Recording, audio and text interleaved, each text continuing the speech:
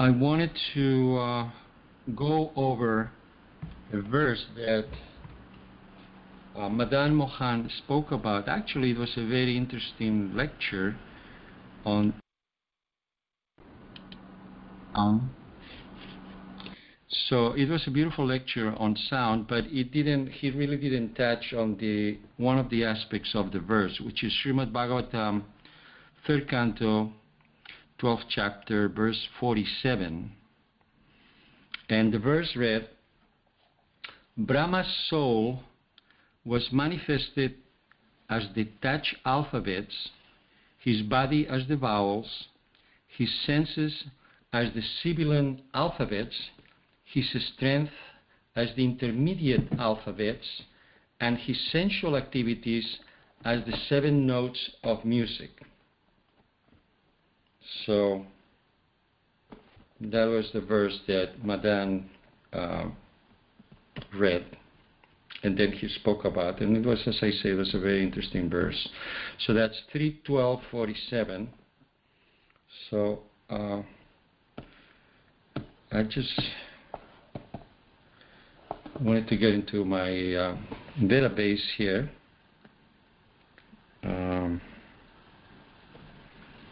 Because the purport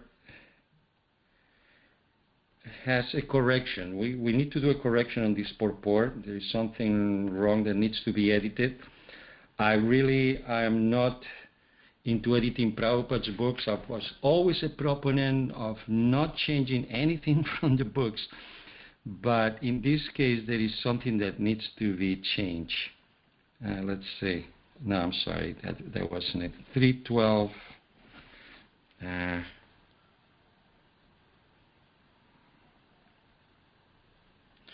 Okay, here, 3:12:47. And in the purport, Srila Prabhupada states, the musical notes are sa, re, ga, ma, da, and ni. Actually, is missing the pa. Okay, so that should be corrected. The musical notes are sa, re, ga, ma, pa, da, and ni. Okay, there are 7 notes. Of course, the Indian Vedic system divides those 7 notes into 22 different shrutis. Srila Prabhupada states that all these sound vibrations are originally called Shabda Brahmā, or spiritual sound. It is said, therefore, that Brahma was created in the Mahakalpa as the incarnation of a spiritual sound.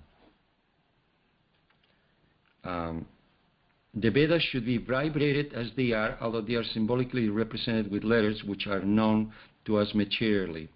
In the ultimate issue, there is nothing material because everything has its origin in the spiritual world. The material manifestation is therefore called illusion in the proper sense of the term. For those who are realized souls, there is nothing but spirit. That's what Prabhupada said. So the 7 notes are sa, re, ga, ma, pa, da, ni, and then the high sa. And let me demonstrate that.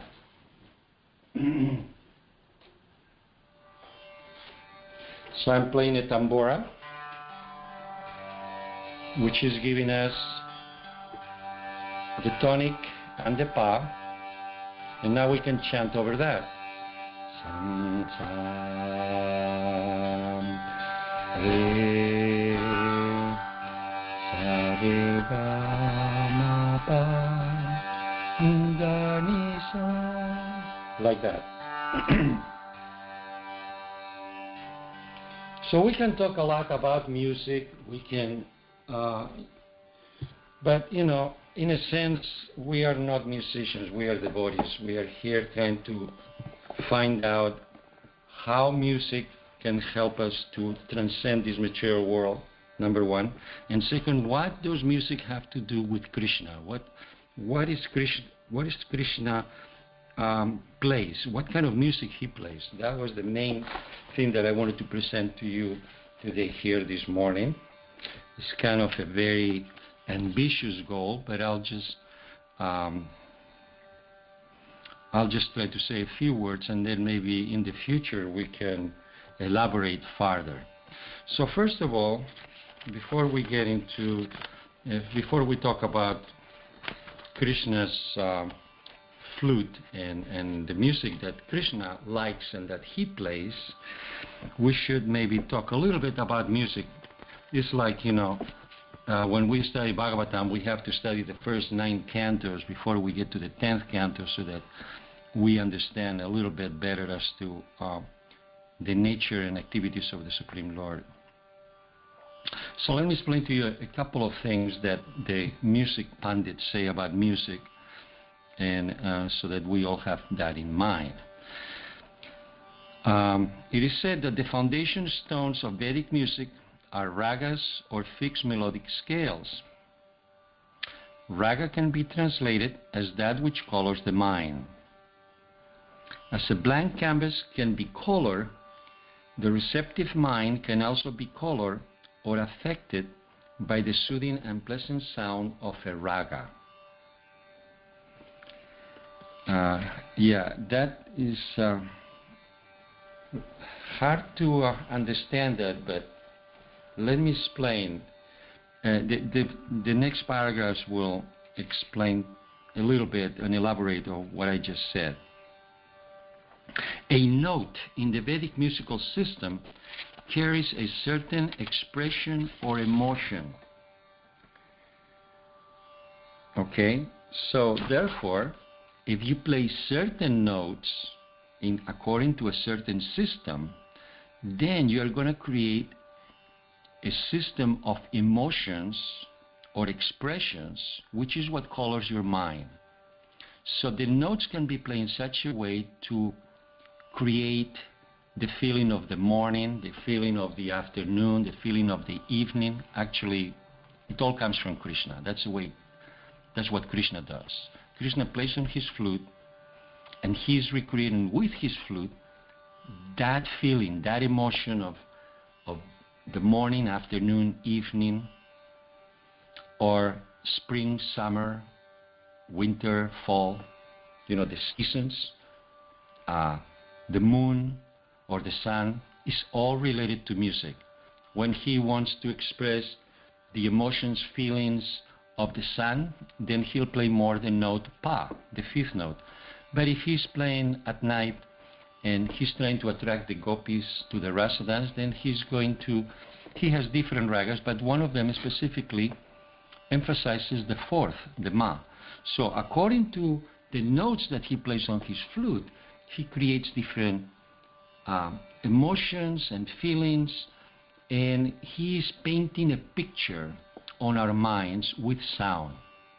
In the same way that, you know, Srila Prabhupada said that the paintings from the Krishna book and the Bhagavatam, the paintings that, you know, the artists like Pushkar and Jadurani and Murlidhar and Bhardraj and others painted, he said, well, these are like windows to the spiritual world.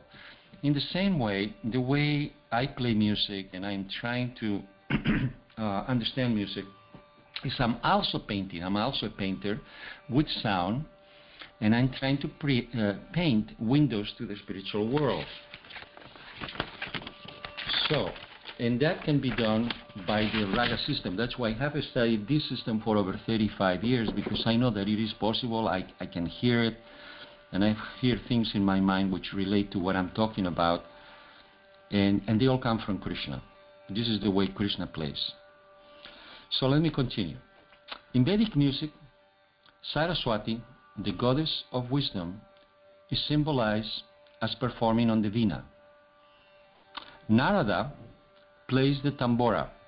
Lord Brahmā plays the cymbals, and of course Krishna, Lord Krishna, plays on his flute the enrapturing song that recalls to their true home the human souls wandering in Maya delusion. And that's what Krishna is doing. Krishna is playing on his flute, calling the souls to come to the spiritual world. And we'll elaborate about this in a few minutes. Each raga has a minimum of 5 notes. A leading note, which is called the king or the body of the raga, a secondary note or sambadi, and helping notes, which are like the attendants, and also a dissonant note or the enemy. So it's like you're having a party and you invite many friends to come to your party, but you know that among those friends there are some people that don't get along with each other very well. So you want to make sure that you don't invite people that don't get along with each other, so that you may create a discord in your party. Or if someone comes that doesn't agree or is not a friend with another friend, then you may want to introduce them privately or only at different times. In Western music they call that accidentals. You know, you can have a meeting by accident. So that happens also with ragas. You want to make sure you only play the notes that belong to the raga, and you don't want to play the notes that create discord, the enemy. Most of the ragas have an actual correspondence with a certain hour of the day, season of the year, and so on. For instance, Raga Hindu is heard usually at dawn in the spring. Raga Meg is a melody for midday in the rainy season. This is what Krishna does. He's playing this music. You know, it's dawn in the spring. You know, he just plays this raga, these notes, to create that feeling of the spring. When he plays Raga Meg, usually he plays that during the rainy season. Then Bhairavi is played at the end of summer to achieve tranquility. Raga Shri is usually played in the fall. Raga Malkosh or Chandrakosh is played at night. That's especially Chandrakosh is one of the main ragas that Lord Krishna plays to attract the gopis to the rasa dance. Also Raga Hindol. Raga Hindol and Chandrakosh are associated with the rasa dance.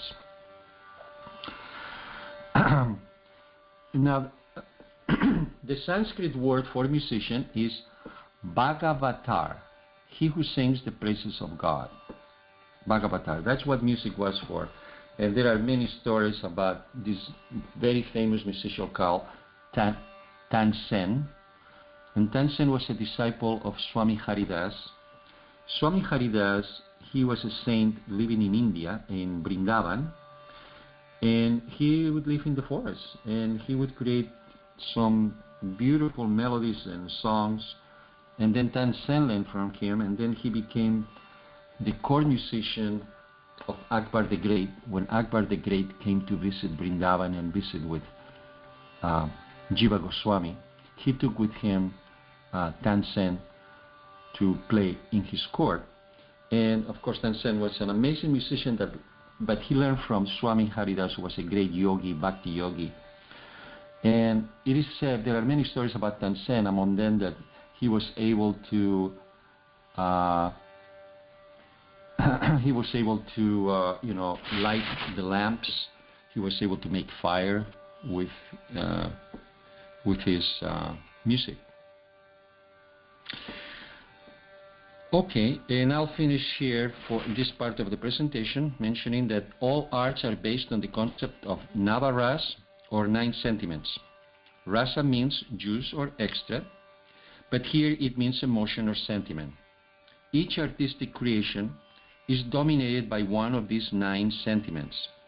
The more closely the notes of a raga conform to the expression of one single idea or emotion, the more overwhelming the effect of the raga.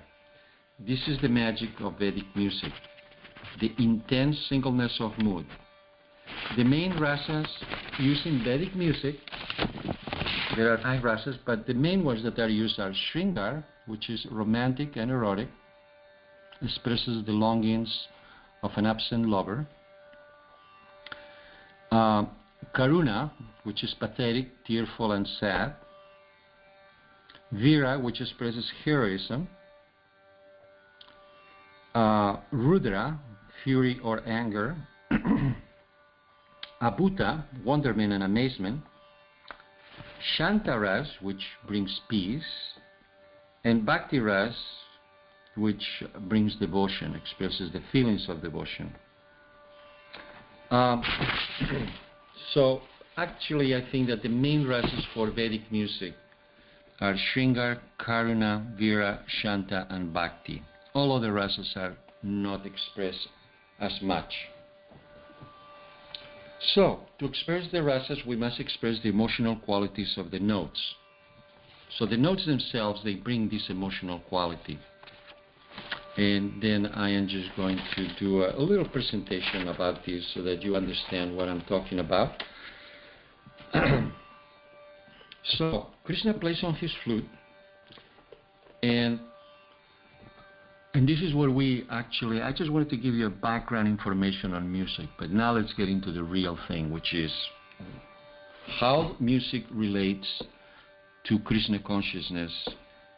Well, it relates because Lord Krishna plays on his flute. There are many pastimes of the Supreme Lord. The Supreme Lord incarnates in many different forms. We study that in Bhagavatam, Srimad Bhagavatam. But for me, to tell you the truth, the one that really has always attracted me, the main pastime of Krishna, has always been his pastime of the gopis attracted by the flute. That is a chapter from the Krishna book. It's called The Gopis Attracted by the Flute, the description of autumn, and the rasa dance. Those are the main three chapters that I really like to study and that I really like to read. I remember doing once a recording with Lokamangala Prabhu in New Vrindavan, and he read from The Gopis Attracted by the Flute, and then I provided the musical background for that.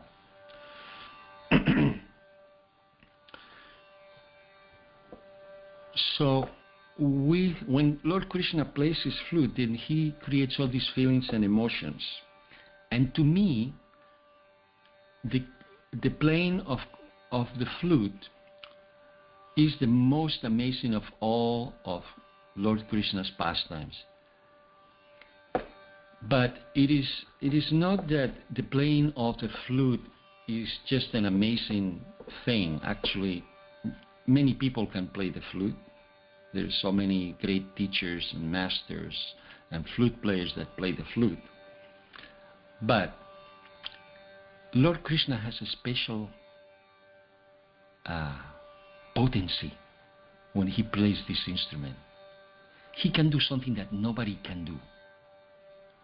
I mean, there are great teachers, there are great musicians, they can play fantastic music. I heard beautiful, fantastic music, but no one can do what Krishna can do when he plays his flute. It's just, nobody can. It's just amazing what he can do when he can play this instrument. Well, what is that? What is it that Krishna can do when he plays the flute? What is so special about it? What is the most amazing thing? Well, I'll tell you, you know, all the things that Krishna does, they are amazing. They are beautiful. All of his pastimes you read in Krishna book and before Krishna book in the Srimad Bhagavatam, his incarnations are Lord Nrsimha or Lord Varaha or Bali Maharaj. Those incarnations, they are incredible. But, you know, to me it's like, okay, it's beautiful, it's nice, but, you know, can we get to the main thing? Can we get to the main act of the show? Can we get to the real thing? So the real thing is when Lord Krishna is playing on his flute, because he is doing something that nobody can do. And what is it? Think about it for a second. Well, I'll give you a hint. When Lord Krishna plays on his flute, he can do something that nobody can do. And what is that? Well, here we have Lord Krishna playing on his flute and looking at Srimati Radharani. This is the most amazing thing that Krishna can do. He can win the heart of Srimati Radharani and the gopis when he plays on his flute. Mahesh, Now, yes? why don't you press play, and then you'll see like full screen.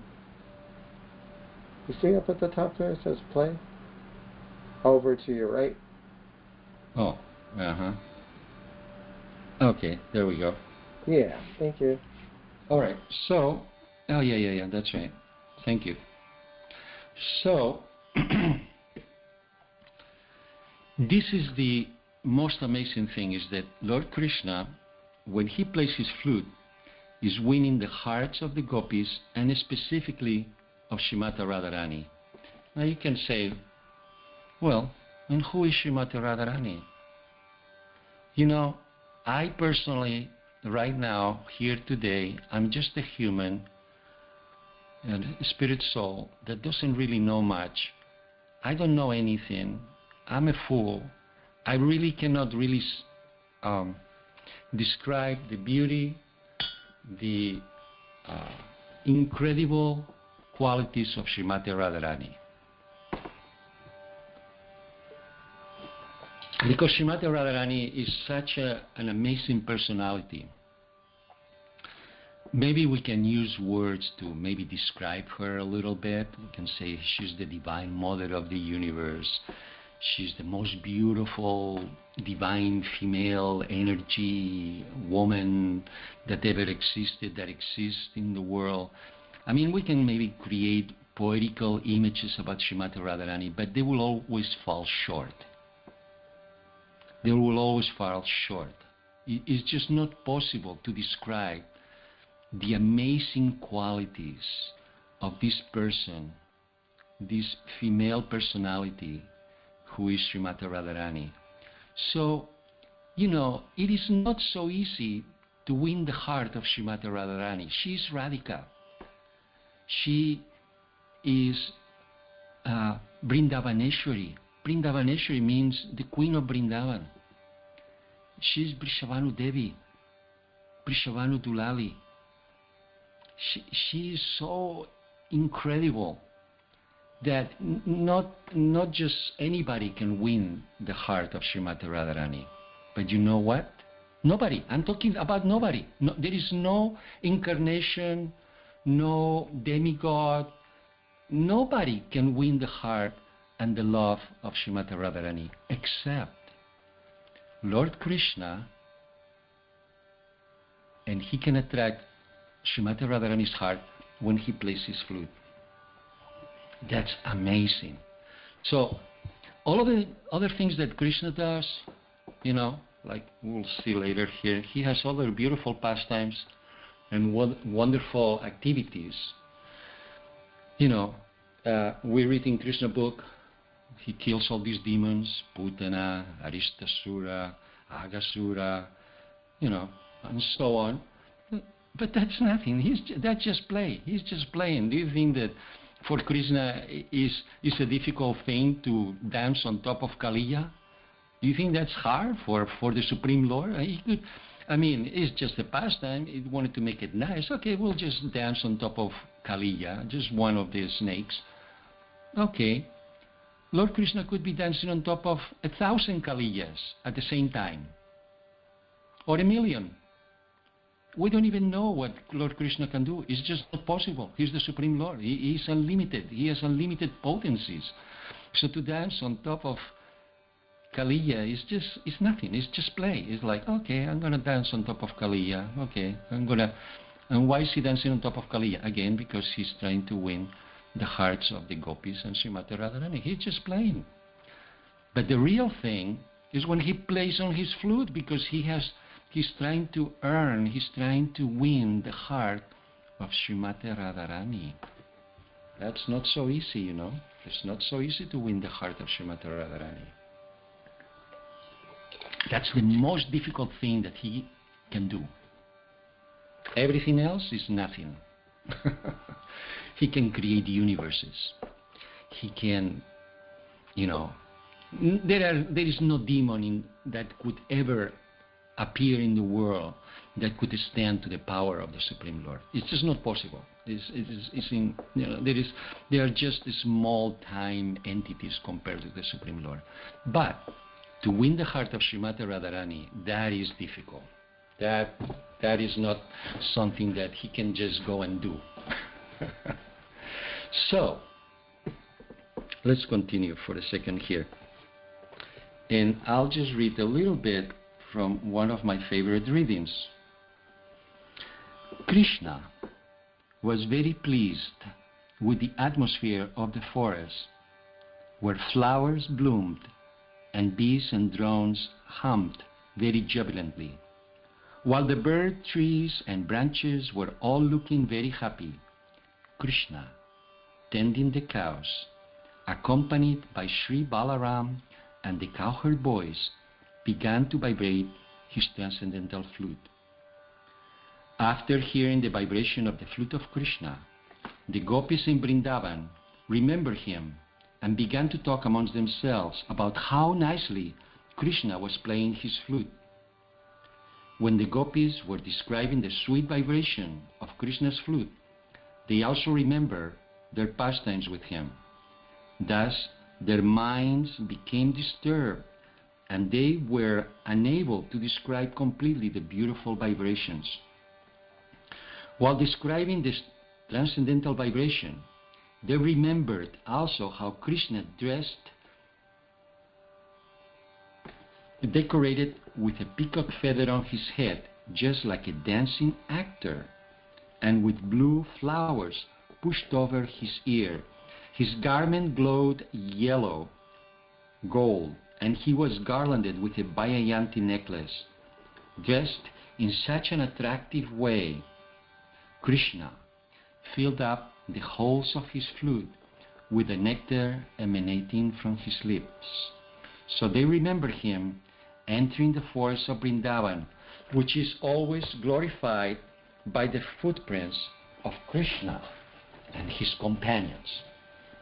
So, isn't that beautiful? That's a beautiful description. That's the essence, that's the true essence of our philosophy and the teachings of Srila Prabhupada. Also, I just wanted to read one more thing. This is from the Rasa Dance, and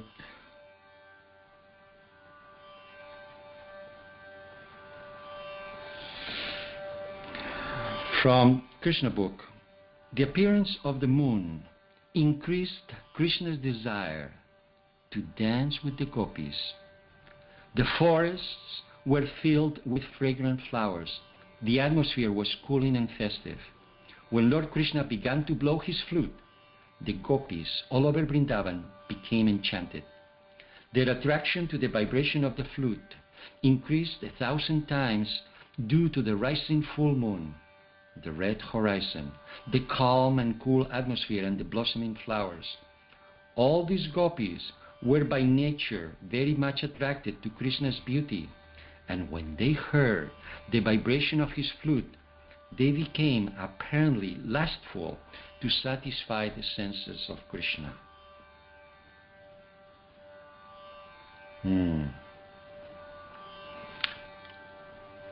So, Lord Krishna, as I mentioned earlier, playing on his flute, he's attracting everyone to him.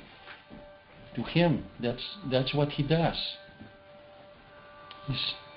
He's trying to tell us to get out of this material world which is full of misery and go back to his abode. He's playing always. He's calling us. He's calling us to play with him in the forest of Vrindavan, to do some service there. So, he's playing on his flute. Now you are probably all kind of curious as to how does that music sound? Well, we don't have very much time in this class. We have just a few more minutes for me to actually go through all the different ragas and the different music that Krishna plays. that I study here, it would probably take more than just a few minutes. It would take several hours. But we could elucidate a little bit so that you understand what I'm talking about a little bit. You know, one of the things that Krishna does is he plays in the forest with the cowherd boys. You know, they just run around. And so one of the ragas that he plays when he enters the forest is the Hamsa Dwani, which is the song of the swan, trying to recreate the forest sounds. Has 5 notes only.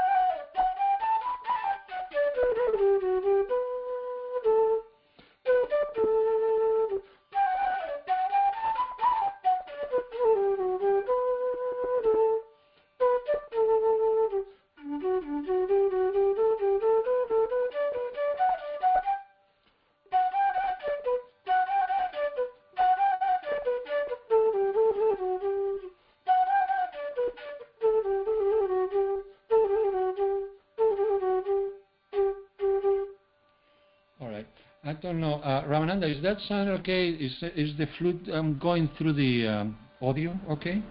It's heavenly. Okay, sounds good. All right, well, thank you. I just wanted to make sure because sometimes the Skype doesn't render the sound correctly. Anyway, so that's one of the songs that Krishna plays when he enters into the forest. It's very happy sounding and imitating the sounds of the birds, and we just play. So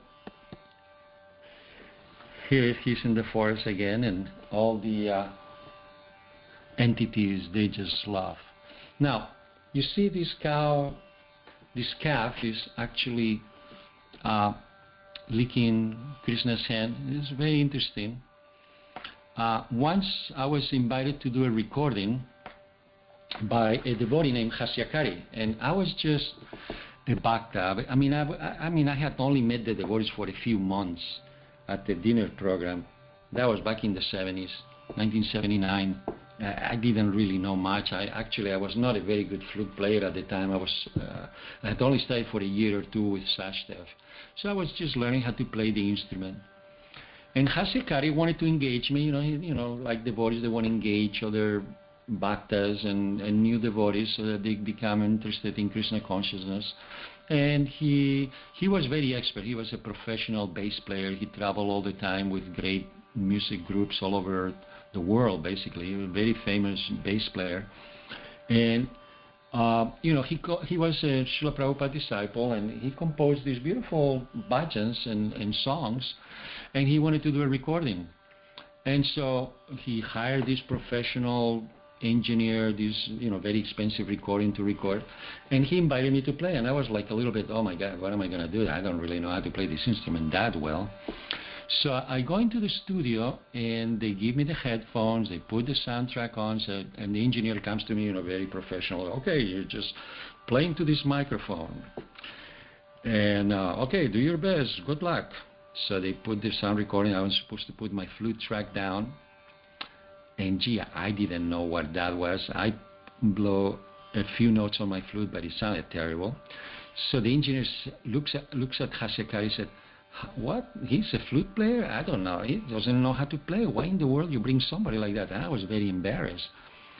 So Hasyakari, who was a nice devotee, brings me back home and said, well, do your best. We'll try again tomorrow. It seems like today you didn't have a good day, but maybe tomorrow you'll do better.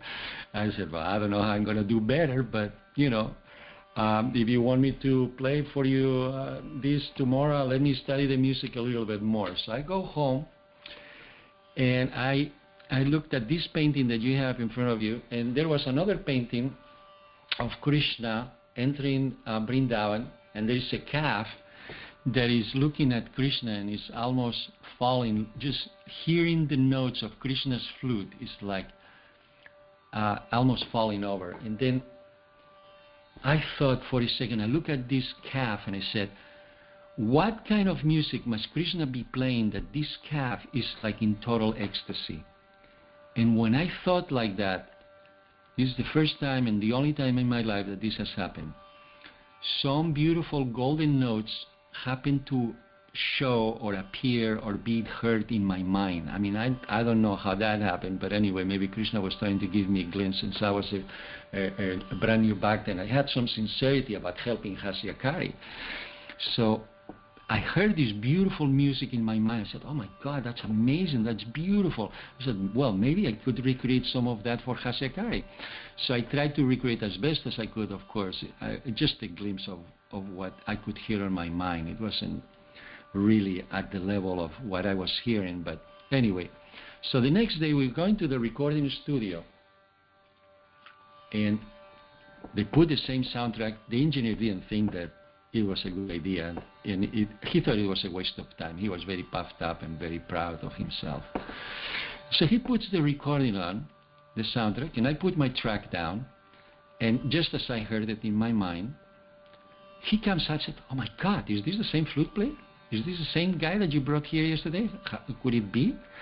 He couldn't believe that I was playing like that. I guess the guy didn't understand that there is something called Krishna consciousness, and when you just kind of surrender and just ask Krishna for help, and Krishna can help in many different ways. So this was an interesting story that I learned from this calf licking Krishna's hand. And that's Krishna as a baby also plays the flute, by the way. And of course Chaitanya Mahaprabhu, who introduces to the beautiful sound quality of Krishna. And in a sense, Lord Chaitanya Mahaprabhu, he went to Sri Rangam in South India, and he was trying to convince all the Brahmanas that the highest form of worship is, it wasn't Narayan, it was Krishna. And if you really think about it, it really is. It really is. Lord Chaitanya Mahaprabhu is absolutely right. There is nothing beyond in this material world or any world, in the three worlds, that compares to the magnificence of Lord Krishna's pastimes. And again, why? Because he's performing the most difficult of all activities in the universe, in all the universes. The most difficult activity is that he can win the heart of Srimati Radharani. So all these other activities like dancing on the Kaliya snake is just play, just pure play. It's playful, he's dancing on Kaliya, he's having a good time. There's nothing difficult for him. He doesn't have to work that much. Looks like he's working very hard, but he's not. He's just having a good time. But that is difficult. That is difficult, to win the heart of Srimati Radharani, who also, she herself is a great flute player. She can also play the flute very nicely. And sometimes she steals Krishna's flute. And they have a play. But she can also play very beautiful music.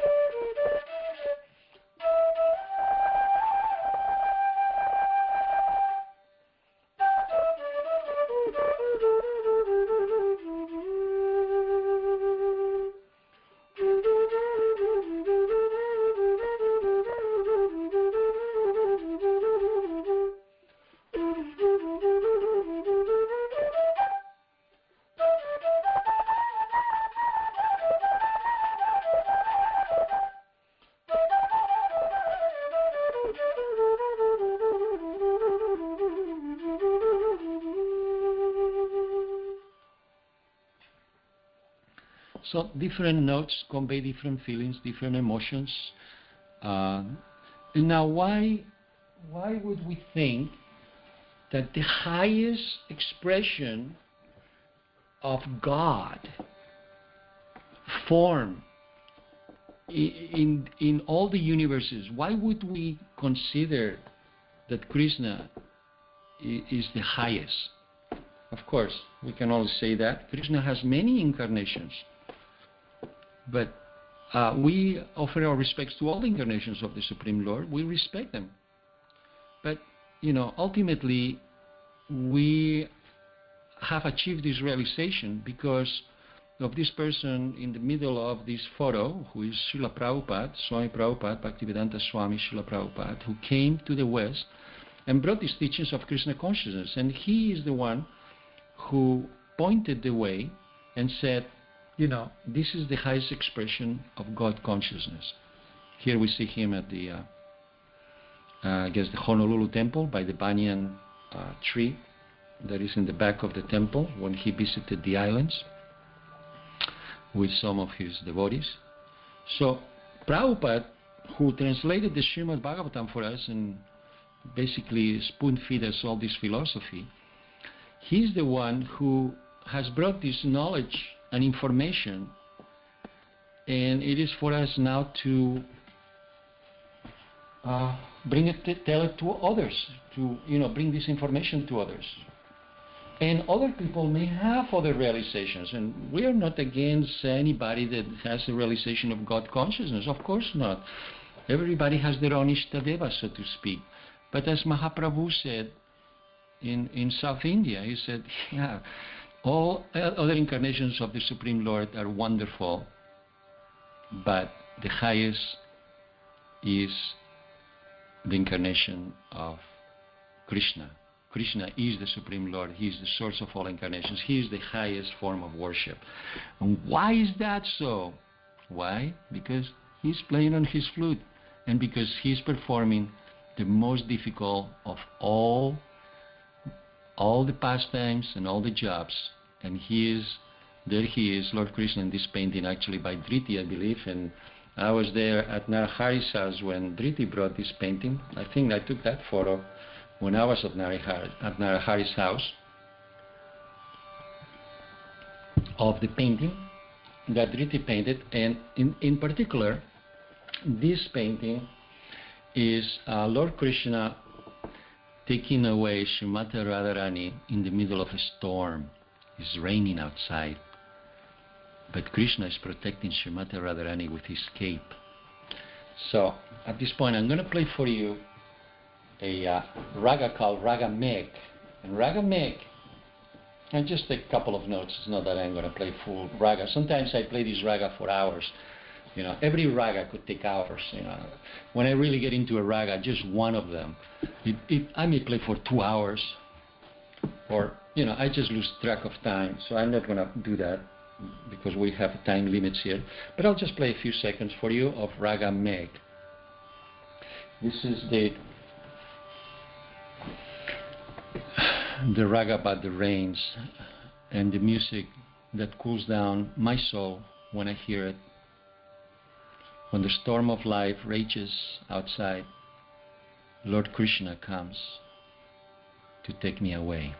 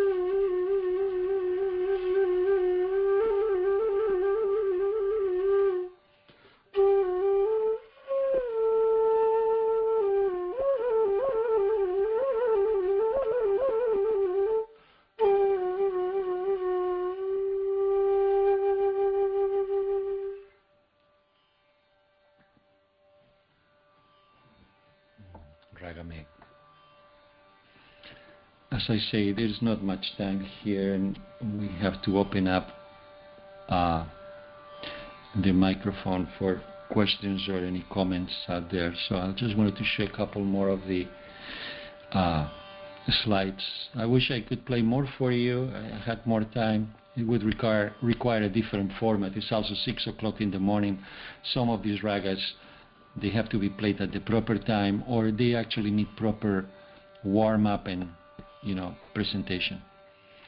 Srila Prabhupada again. This is at the Berkeley Temple. His Murti. This very special for me because this is the temple where we joined here, Mother Brigham and myself. And this is the place where I used to sleep every night just in front of Srila Prabhupada, right there on the floor. I used to have 2 sleeping bags, one very thick one that I would put down, and then this other sleeping bag, and I slept there for months and months. And that was the place where I spent the night. And I would get up at 3:30 before Mongol Arti. And, that's also it's a very, very special for me to be in front of this Murti of Srila Prabhupada. Okay, so here again. Unmute everybody. Yes, go ahead. All right, here we go. I was just going to say that you really shine in those visuals. Very nice, sensitive way. You selected all these photographs. They're really, really pretty. And also, what to speak of, you played the flute. Really heavenly. I heard a story related by my wife, because most of the stuff that she did do from Bhakti begins. Here, I need it. Yes. Well, sorry. In the presentation today, and this is at 6 o'clock in the morning, a Srimad Bhagavatam class. I didn't want to sound too much as a fanatic Hare Krishna, which is who I really am. In other words, in the sense that I'm more like, we call it fanatic, but in a sense, I'm not just a fanatic. I'm more like, I believe that the Supreme Lord, in his feature as Krishna, Lord Krishna, playing on his flute, is the topmost manifestation of the Supreme Lord. All other forms to me of the Supreme Lord, they are beautiful, of course, they are wonderful, like Lord Nrsimhadev or Varaha, or even other forms of Lord Krishna and other pastimes that he has, they are beautiful. It's just that I'm pretty much attracted by this fact of Krishna playing on his flute, because I know that is the essence of our Krishna consciousness according to Prabhupada's teachings, that when he plays on his flute, he wins the heart of Srimati Radharani. And I know how difficult that is, and that's not an easy feat. You cannot just win Srimati Radharani's heart out of nowhere, or it's just not, no one can do that. Not possible. Only Lord Krishna, and not all the time. Only when he plays on his flute, he can, he can win her heart. Sometimes Srimati Radharani doesn't like some of the pastimes. Anyway. We have Saroj Dash from India, who's listening late at night. It's where he's at, and he has a question. Go ahead, Saroj. Hello. You hear us? Yeah, we can hear you. Hello. Why people hate people? Why people hate people? Why human hate humans? Hello. Could you understand? You listen me? No, I cannot understand. Say it slowly here. Why? Why men hate people? Why men hate men? Why men hate men? Oh, why men had a man? Right? Why men had men? Is he asking why we have children? why we are in this material world, perhaps. Hello? Is that the question? For the reason, caste reason, and black and white reason, the distance between two people, rich people and poor people, it is a unsolved. Yes, unsolved, I understand. I understand the question. Yes, I understand why we are born into this material world. Why there is, perhaps what you're saying is, why is there suffering in the world? Is that what you're talking about? Why there is suffering? Yes. Why there is black and whites, Yes, and yes. there is differences among people? Is that what you're talking about? Yes. Yes. I want to Okay. say that. All right. Well, first of all, according to the teachings of the Srimad Bhagavatam and Prabhupada's teachings, this material world was a creation of the Supreme Lord for us to come and live our desires. So we come to this material world to live these desires, but the problem is that this material world where we are, if you want to live your desires separate from Krishna, then what happens is that there is suffering. So all suffering is created by our desire to enjoy material nature separate from Krishna. I mean, this is all teachers throughout history have always said the same thing in different ways. Now, you can learn this lesson two different ways. There is only two ways you can learn this lesson. And it was told to me by actually a friend of mine who we were having a conversation, and he's not a Hare Krishna devotee, he's a Hindu. And he said, Kali's sword is the same as Krishna's flute. When he said that, I was like shocked. I didn't know what to do with him. I said, should I kill him now or later? Or what's going on? How can you compare now Krishna's flute with Kali's sword?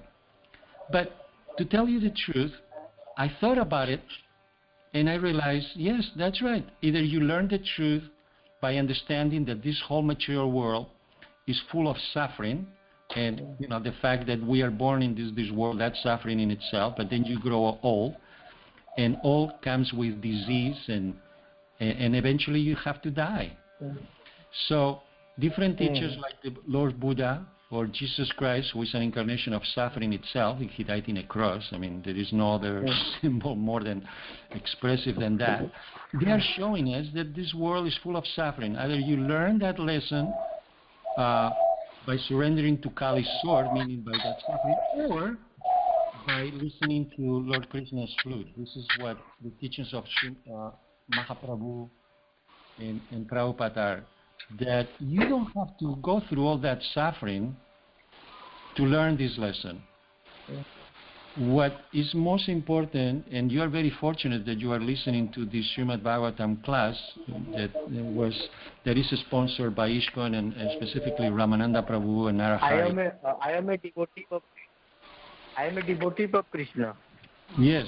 So if you are a devotee of Krishna, then you are very fortunate, because now if you can really hear Krishna's flute in your heart and listen to the teachings of the Bhagavad Gita, the Bhagavad Gita is just an expression of Krishna's flute. So then you don't have to go through all the suffering in this world to learn that lesson, which is what? That we are spirit souls. We are parts and parcels of Krishna, and we are just servants of God. And the only thing we need to do is, chant His holy name, listening to His flute, and go back to Godhead. Go back to Godhead so we can perform a little service for Him over there. And then there is no more suffering. There was a friend of mine who passed away many years ago in 2003. And he was about to die. He was not a Hare Krishna devotee. He didn't know about Krishna. But he was very, very sick, and I was friends with him, and he had MS, very bad health, and he was about to die. And I asked the nurse if I could go and play my flute for him.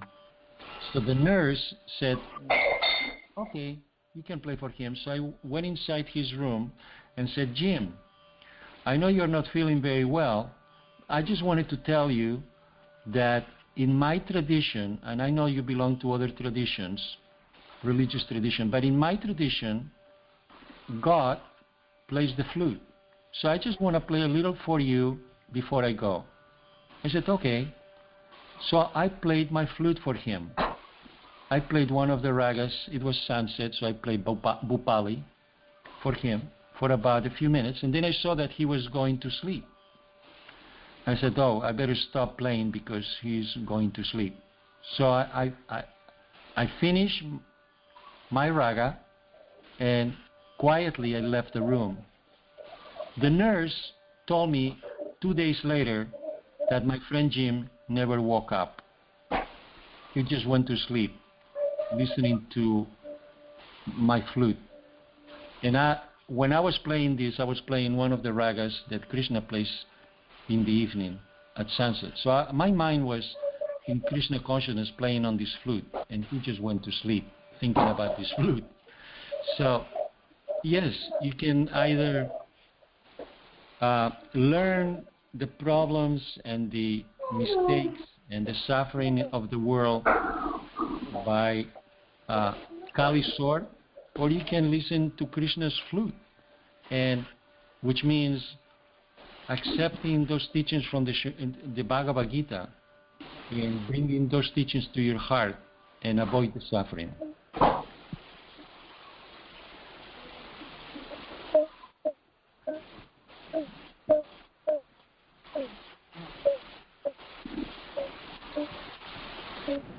Is that okay, sir? Right.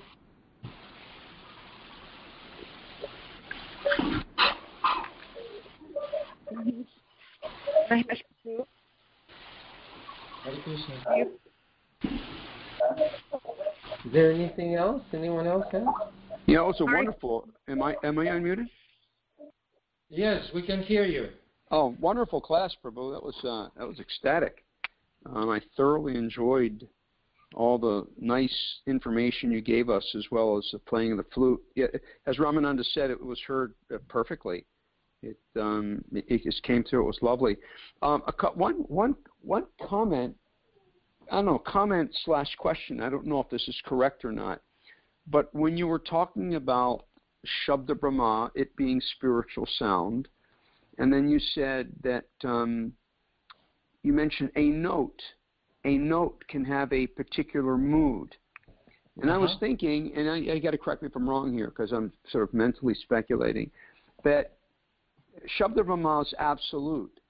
And because it's absolute, what you said can make sense, that one single note all by itself can express particular mood, which is not the same as material music, where a note is not absolute, but rather it's relative. If you play a G flat or yes, A sharp, yes, it has no meaning unless it's combined with other notes.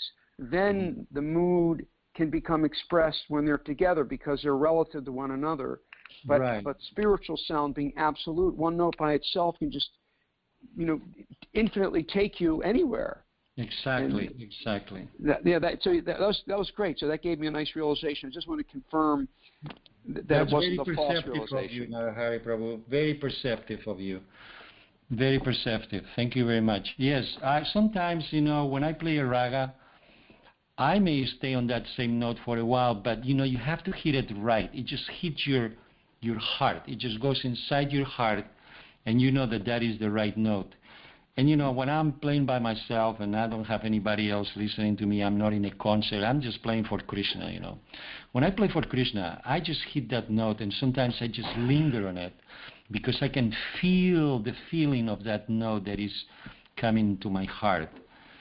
And that's the way Krishna plays. He's playing those notes so that, he can attract his significant other, Srimati Radharani. You know, when Srimati Radharani hears that note, you know, she melts. That's what I'm saying, that Krishna's flute is it's not that he knows how to play the flute. I mean, you know, there may be other flute players that know how to play the flute, but the way he plays that flute, he can do something that nobody else can. I think it's described in the Bhagavatam when he plays his flute that not as Radharani melt, but rocks melt and rivers flow backwards. Yes. Maharani, go ahead. We can hear you. Hare Krishna, Mahesh Prabhu, thank you so much for this class. It was just, you know, the first thing that I wrote down was almost the first thing you said. It's amazing what Krishna does with his flute. And Lord Krishna can do something that no one else can do. He can attract Srimati Radharani with his flute. And that was the most beautiful thing I've ever heard. Thank you so much for that. Well, hey, isn't it true? I mean, you know, if you think about it, because Srimati Radharani is not an ordinary female or woman, or, you know, it's not, you know, not just anybody. Not anybody can attract Srimati Radharani. I'm telling you that. It's not an ordinary thing. It's very special. Well, it definitely made my day, but I also have two other questions. Well, one is, you said Radharani is also a great flute player, so I was just wondering, do Radha and Krishna play their flutes together? And I was thinking the same thing. I had the same question. Yes. Do you know anything about Radha's flute? Yes. They play different music together, of course. Different it's called Jugalbandi duets, and they also play music together. She's a great flute player in her own way. And what are the 5 notes of the Hamsa Dhwani? That was absolutely beautiful. Yeah, Hamsa Dhwani is very special. You can play it on your flute yourself. The main note is the pa, which is the 5th note. So you start on the 1, sa, or do in Western notation, do, re, mi, pa, do, re, mi, sol, ti, and do. So 1, 2, 3, 5, 7, 1. Here, I'll play for you. Like that. Okay.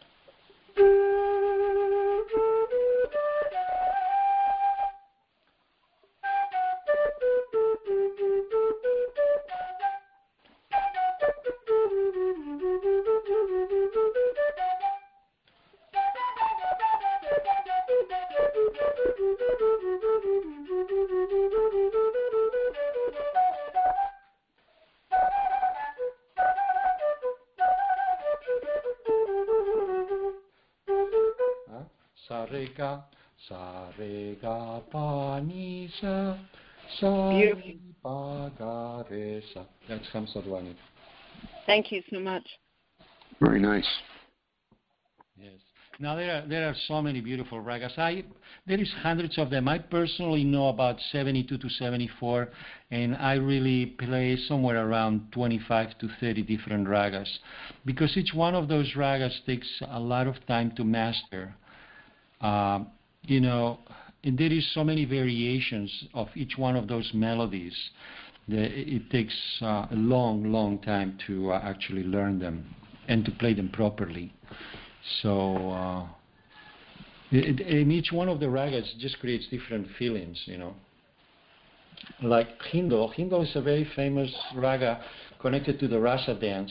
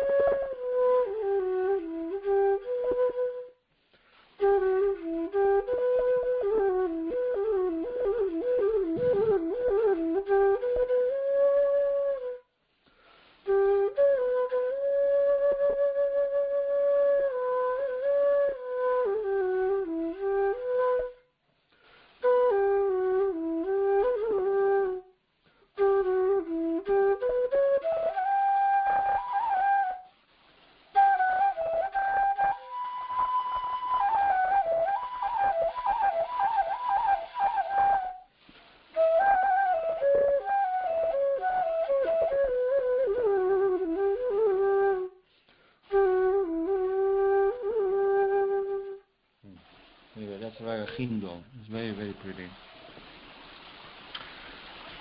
That's also a pentatonic scale. But as Narahari Prabhu was saying, each note has a specific flavor or emotion that creates different feelings in the heart of the listener. In this Raga Hindal that I just played, for instance, it uses a raised fourth, which is very uncommon in Western music. That's a raised fourth.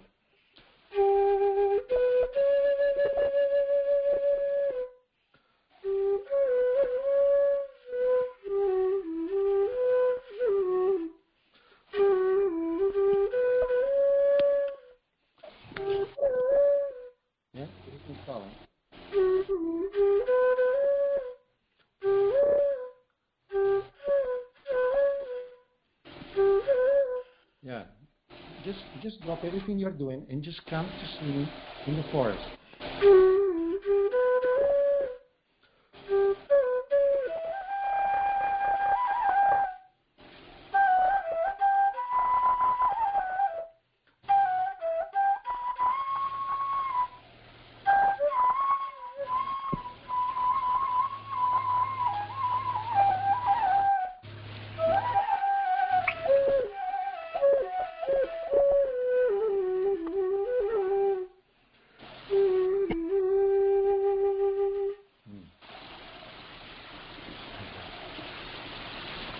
There are several ragas associated with the rasa dance. It just depends what Krishna wants to do that particular evening. But that's the other thing, is that Krishna's music is always being heard. In other words, he's always playing. He's always playing out there, and you can hear his flute. No question.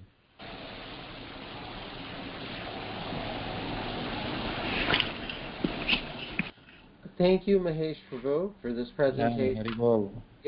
Thank you very much. And your flute playing is actually amazing. It's really, really beautiful. Thank you. Hey, did you get to see the video that Champak posted on Facebook about the wedding engagement? No, not yet. I just haven't. Yeah, you may want to see that. It's very interesting because it's a very, very nice present. It was a beautiful presentation of the Ratha Yatra story, and it was very, very nice, very well done. And I realized the power of combining music with the actual dance and the storytelling and the drama. It's very, very interesting. Of course, I've always been into it. I've been playing with theater groups, and I used to play with Lokamangala and Sankirtan for years. They would be performing pastimes, and I would play the music for them. And it's very, very, very beautiful, very powerful to perform these pastimes of Lord Krishna and have the live music to go with it. It's very interesting.